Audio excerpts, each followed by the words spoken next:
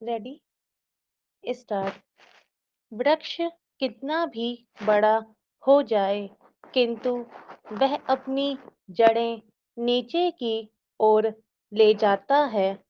उसकी जड़ें जितनी गहरी होती हैं, झंझावात में वह उतना ही सुरक्षित रहता है। इसी तरह मनुष्य में सहन शक्ति जितनी सघन होती है, उसके संकटों से उबर जाने की संभावना उतनी ही उज्जवल होती है। विज्ञान का सिद्धांत है कि हर क्रिया की प्रतिक्रिया होती है। अध्यात्म जगत की अवधारणा इसके एकदम विपरीत है। अध्यात्म जब मानवीय गुणों की बात करता है, तो विज्ञान का यह नियम पूर्णतः ध्वस्त होता दिखता है। सहनशीलता को मनुष्य के प्रमुख गुणों में माना गया है, जो उसके उद्धार का मार्ग प्रशस्त करती है। सहनशीलता वस्तुतः सहज, संयम एवं विश्वास का संयुग्म है। मनुष्य का मान अपमान, दुख सुख, प्रशंसा निंदा आदि से ऊपर उठ जाना एक बड़ी साधना है। इससे मन के सारे उद्वेग शांत हो जाते हैं एवं सहजता आ जाती है।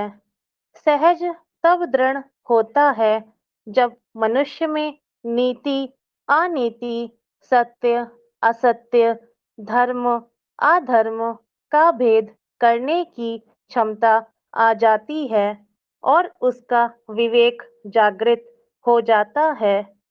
विवेक के गर्भ से संयम जन्म लेता है और मनुष्य सुकर्मों की ओर अग्रसर होता है। परमात्मा पर अटल विश्वास ही संयम का आधार बनता है। मनुष्य को परमात्मा के न्याय में प्रसन्न रहना आ जाता है। यह प्रसन्नता ही सहनशीलता है। सहनशील मनुष्य अपने गुणों पर दृढ़ रहता है और किसी भी परिस्थिति में उनका त्याग नहीं करता। ऐसा मनुष्य जो भी करता है, वह किसी अन्य की क्रिया की प्रतिक्रिया न होकर उसके गुणों के सापेक्ष होता है। सहन करना परमात्मा के आदेश में रहना है। संसार में जो भी घटित हो रहा है, वह परमात्मा की इच्छा के अनुरूप ही है। वह यदि दुख देने वाला है, तो उबारने वाला भी वही है। परमात्मा सभी के कर्मों का लेखा जोखा रख रहा है। हमारे कर्मों का न्याय वही करता है। मनुष्य यह विचार धारण कर ले, तो उसके दोनों लोक संवर जाएंगे। क्रोध मनुष्य की एक ऐसी भावना है जो हृदय की गति को बढ़ाने के साथ साथ तनाव के स्तर में भी वृद्धि करती है। मनुष्य के क्रोधित होने के अनेक कारण हैं। अक्सर क्रोध का प्रमुख कारण व्यक्तिगत या सामाजिक अवमानना है। क्रोध आमतौर पर ऐसे लोग करते हैं जो समाज द्वारा उपेक्षित या तिरस्कृत हैं या उनको हेय दृष्टि से देखा जाता है। क्रोध का ध्येय किसी व्यक्ति विशेष या समाज से प्रेम की अपेक्षा करना भी होता है।